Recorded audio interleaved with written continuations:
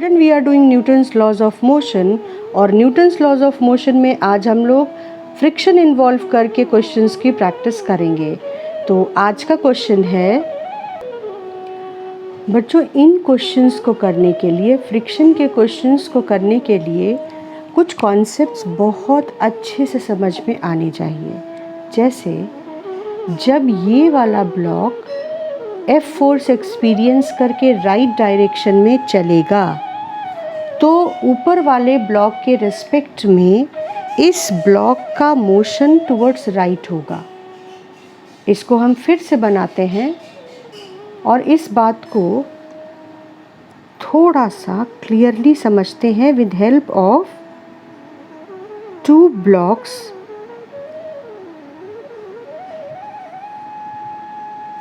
इस ब्लॉक को अगर नीचे वाला फोर्स राइट साइड में पुल करेगा तो ऊपर वाले फोर्स के रिस्पेक्ट में ये वाला ब्लॉक राइट साइड में चलेगा। मतलब कुछ सिचुएशन ऐसी होगी।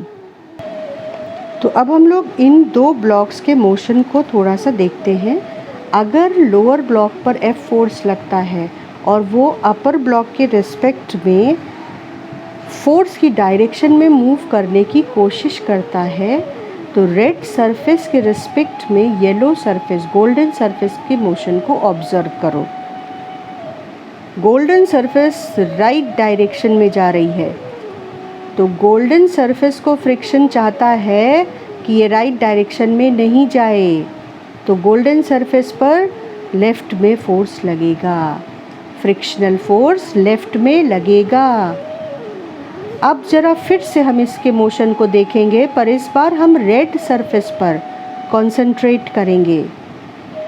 फोर्स अभी भी गोल्डन सरफेस पे लग रहा है, गोल्डन ब्लॉक पे लग रहा है, गोल्डन ब्लॉक राइट जा रहा है, लेकिन हमारा फोकस रेड सरफेस पर है और रेड सरफेस गोल्डन ब्लॉक के रिस्पेक्ट में आपको बाईं तरफ शिफ्ट होती दिखेगी। आपको गोल्डन सरफेस को नहीं देखना है, आपको रेड सरफेस को देखना है। और अगर आप रेड सरफेस देखो तो आपको कुछ ऐसा मोशन समझ में आएगा। अगर रेड सरफेस लेफ़्ट चल रही है तो भी तो मोशन बिल्कुल वैसा ही हो रहा है कि गोल्डन राइट की ओर और रेड लेफ़्ट की ओर शिफ्ट होती जा रही है। तो गोल्डन सरफेस लेफ़्ट की ओर रिलेटिव मोशन रखती है, रिलेटिव टू गोल्डन सरफेस। तो फ्रिक्शन रेड को बाएं नहीं जाने देना चाहता और गोल्डन को दाएं नहीं जाने देना चाहता, इसलिए गोल्डन सरफेस पे फ्रिक्शन लेफ़्ट में लगेगा और रेड सरफेस पे फ्रिक्शन राइट में लगेगा।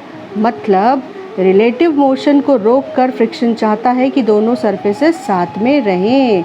तो रेड सरफेस का रिलेटिव मोशन लेफ़्ट है और गोल्डन सरफेस का रिलेटिव मोशन राइट है, इसलिए दोनों पर फ्रिक्शनल फोर्स ऑपोजिट डायरेक्शन में लगेगा। गोल्डन सरफेस पे फ्रिक्शनल फोर्स लेफ्ट डायरेक्शन में लगेगा, वाइल रेड सरफेस पे फ्रिक्शनल फोर्स राइट डायरेक्शन में लगेगा। तो सबसे पहला काम फ्रिक्शनल फोर्स की डायरेक्शन तय करना है। उसके बाद हमको ये डिसाइड करना रहता है कि इस फ्रिक्शनल फोर्स की मैक्सिमम वैल्यू क्या हो सकती है।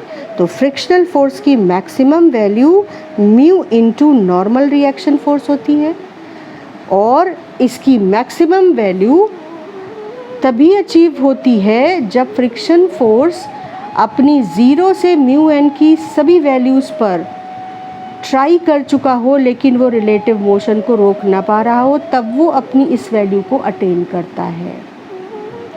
तो अब हमको दूसरी इम्पॉर्टेंट चीज़, पहली इम्पॉर्टेंट चीज़ फ्रिक्शनल फोर्स की डायरेक्शन और दूसरी इम्पॉर्टेंट चीज़ फ्रिक्शनल फोर्स की वैल्यू। तो फ्रिक्शनल फोर्स किन दो सरफेसेस के बीच में है? रेड और गोल्डन, क्योंकि ये सरफेस स्मूथ ली गई है। सिंपल क्वेश्चन समझाने के लिए कि तुम्हें फ्रिक्शनल फोर्स का कॉन्सेप्ट अच्छे से समझ आ जाए। तो इन दोनों सरफेस के बीच अगर फ्रिक्शनल फोर्स है बेटा, तो हम क्या करेंगे कि हम फ्रिक्शनल फोर्स के लिए एन ढूंढेंगे कि कितना है। जिन दो सरफेसेस के बीच में फ्रिक्शनल फोर्स है n उस सरफेस का चाहिए। मतलब आपको इन दो सरफेस के बीच फ्रिक्शनल फोर्स है तो आपको n चाहिए गोल्डन सरफेस का। यानी ये रेड सरफेस गोल्डन सरफेस को कितने फोर्स से नीचे की ओर एक्सर्ट करेगी फोर्स? m इंटू जी। ध्यान से सुनना बात को। रेड सरफेस गोल्डन सरफेस को नीचे की ओर कितनी फोर्स से धक्का देगी? अपने वजन के बराबर। इसका वजन कितना है? m into g. तो देखो ये रेड गोल्डन सरफेस जो फोर्स एक्सपीरियंस कर रही है उसका वेक्टर मैंने यहाँ गोल्डन सरफेस पे बनाया है। तो अब ये किसका एक्शन था? रेड ब्लॉक का। तो रेड ब्लॉक को गोल्डन ब्लॉक का रिएक्शन मिलेगा। रिएक्शन किस पर एक्ट करेगा? रेड ब्लॉक पर। एक्शन किस पर एक्ट किया? गोल्डन ब्लॉक पर। तो ये क्या था? एक्शन था। और इसका रिएक्शन मिला रेड ब्लॉक को और उसकी वैल्यू होनी है mg। रेड ब्लॉक नीचे mg फोर्स से धक्का देगा तो गोल्डन ब्लॉक ऊपर n equal to mg force से रिएक्ट करेगा। तो ये जो फ्रिक्शनल फोर्स आया इसकी वैल्यू होगी mu between the two surface into n। तो हमने ना सिर्फ फ्रिक्शन की डायरेक्शन डिसाइड कर ली बल्कि हमने फ्रिक्शन की वैल्यू भी डिसाइड कर ली। अब इक्वेशन बनाने का टाइम है। क्वेश्चन कह रहा है कि दोनों सरफेसेस या दोनों ब्लॉक्स सेम एक्सेलरेशन से एक साथ चल रहे हैं। एक साथ चलने का मतलब सेम एक्सेलरेशन। तो हमने कहा कि अगर ये दोनों ब्लॉक a एक्सेलरेशन से राइट डायरेक्शन में चलते हैं तो दोनों ब्लॉक्स के फोर्सेस अलग अलग देखने पड़ेंगे। तो ऊपर वाला जो रेड ब्लॉक है उस पर फोर्सेस देखो। इस पर केवल एक फोर्स लग रहा है बेटा, दैट इज फ्रिक्शनल फोर्स। केवल ये फोर्स इसके मोशन के लिए रिस्पॉन्सिबल है। तो इसका एक्सेलरेशन कितना होना चाहिए? इसका मास है m तो इसका एक्सेलरेशन होना चाहिए force applied on this block divided by its mass, that is mu mg upon m, that is mu times g। अब इसको बहुत ध्यान से समझना है। ऊपर वाला ब्लॉक मैक्सिमम वो एक्सेलरेशन पा सकता है जो फ्रिक्शनल फोर्स इसे प्रोवाइड करेगा। तो ऊपर वाले ब्लॉक का मैक्सिमम एक्सेलरेशन ये है। ऊपर वाला ब्लॉक क्योंकि सिर्फ फ्रिक्शनल फोर्स की वजह से चलेगा तो ऊपर वाले ब्लॉक का एक्सेलरेशन इससे ज़्यादा नहीं हो सकता। ये बात पहले ढंग से भीतर समझ लो, उतार लो कि ऊपर वाले ब्लॉक का एक्सेलरेशन इससे ज़्यादा नहीं हो सकता क्योंकि ऊपर वाले ब्लॉक पर जो मैक्सिमम फोर्स लगेगा वो मैक्सिमम फ्रिक्शनल फोर्स लगेगा। ठीक है, बात समझ में आती है। तो अब नीचे वाले ब्लॉक को भी देख लेते हैं। अब जरा नीचे वाले ब्लॉक पे फोर्सेस देखो। एक फोर्स तो डायरेक्टली लग रहा है F और दूसरा फोर्स फ्रिक्शनल फोर्स ऊपर वाली सरफेस का स्मॉल f। एक्चुअली ये यहाँ लग रहा है तो हमें इसे यहाँ दिखाना चाहिए।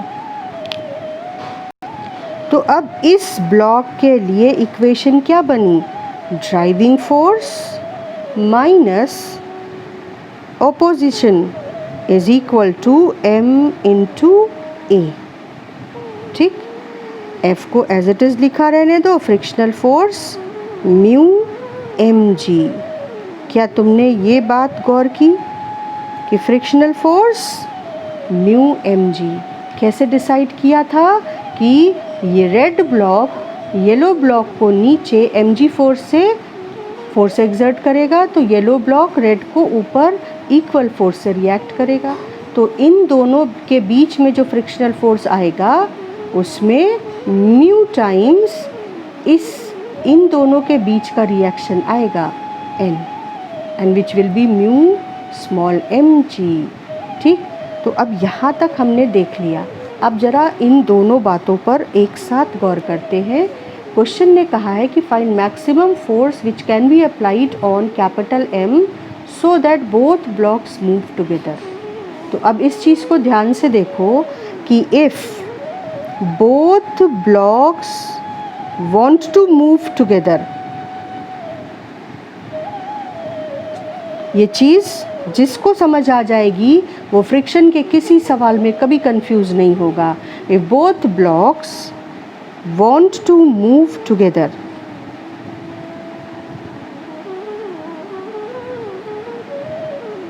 then their maximum acceleration should be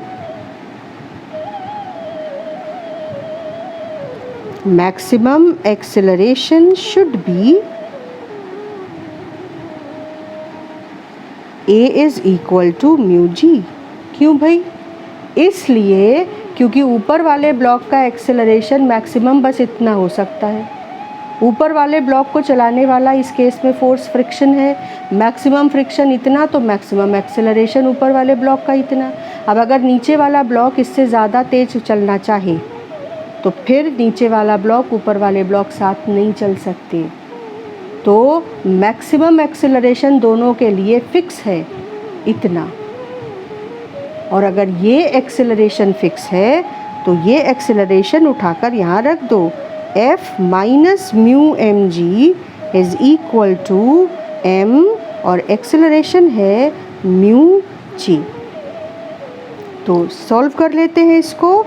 F is mu m g plus mu small m g, that is mu m plus small m into g. तो अब ये x की मैक्सिमम, ये f की मैक्सिमम वैल्यू है। अगर f इससे कम है तो ये दोनों ब्लॉक साथ चलेंगे, लेकिन अगर f इससे ज़्यादा है तो नीचे वाला ब्लॉक तेज़ चलेगा, क्योंकि ऊपर वाला ब्लॉक इससे तेज़ नहीं चल सकता। तो नीचे वाला ब्लॉक आगे निकल जाएगा और ऊपर वाला ब्लॉक पीछे से गिर जाएगा। क्लियर हुई ये बात? ये बहुत कॉन्सेप्चुअल बात है, इसको आपको बहुत ध्यान से समझना है। एक बार में नहीं समझ आए तो आप इसे रिपीट करके देखिए।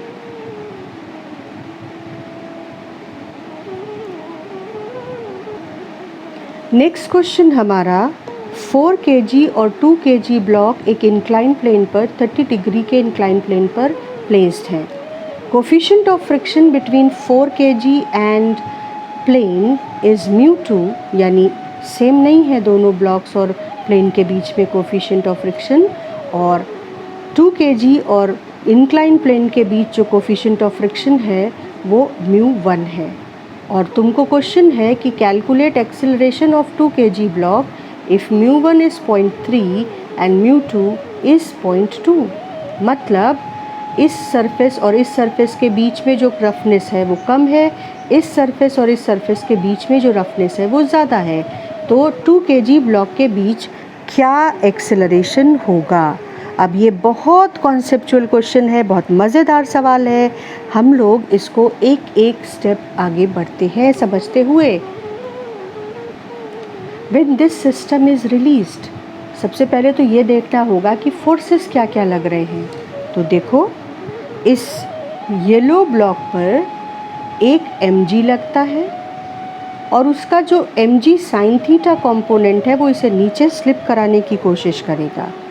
जब ये नीचे स्लिप करने की कोशिश करेगा तो इस पर फ्रिक्शनल फोर्स ऊपर की ओर लगेगा और मैक्सिमम पॉसिबल फ्रिक्शनल फोर्स जो होगा वो अगर F2 से रिप्रेजेंट हो तो F2 will be equal to μ2n2।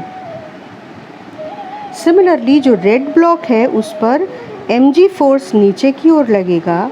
इसका एक कंपोनेंट mg साइन 30 जब इस ब्लॉक को इधर स्लिप कराने की कोशिश करेगा तो इस पर फ्रिक्शनल फोर्स पीछे की ओर लगेगा F1।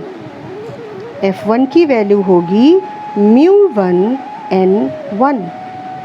ठीक है, अब यहाँ पर इंटरेस्टिंग बात क्या है?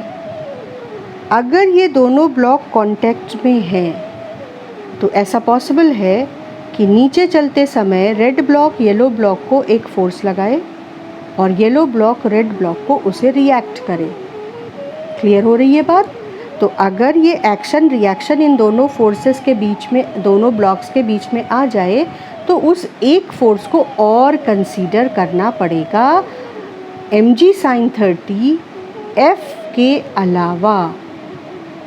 अब हमें ये देखना है कि क्या रेड ब्लॉक येलो को पुश करेगा, और ये कैसे पता चलेगा? बहुत मज़ेदार कॉन्सेप्ट है ये। हम लोग इन दोनों की रफनेस को यहाँ से देखते हैं। इसको जो चलाने वाला फोर्स है येलो ब्लॉक को, जो येलो ब्लॉक को चलाने वाला फोर्स है और जो येलो ब्लॉक को रोकने वाला फोर्स है, हम पहले उन दोनों की वैल्यूज़ कैलकुलेट करेंगे। तो अगर हम येलो ब्लॉक को कंसीडर करें तो इसको चलाने वाला है 4g sin 30 that is 20 Newton, और इसको जो फ्रिक्शनल फोर्स एक्सपीरियंस होगा that will be F2, and F2 will be mu into N2, mu2 N2 that is 4√3 Newton, while F1 is mu1 N1 that is 3√3 Newton। तो इसको जो opposition experience होगा that will be 6.9 Newton। So acceleration of this block can be written as 20 minus 6.9 upon 4, force which is driving, force which is opposing, yani net force upon mass of the block. So this will be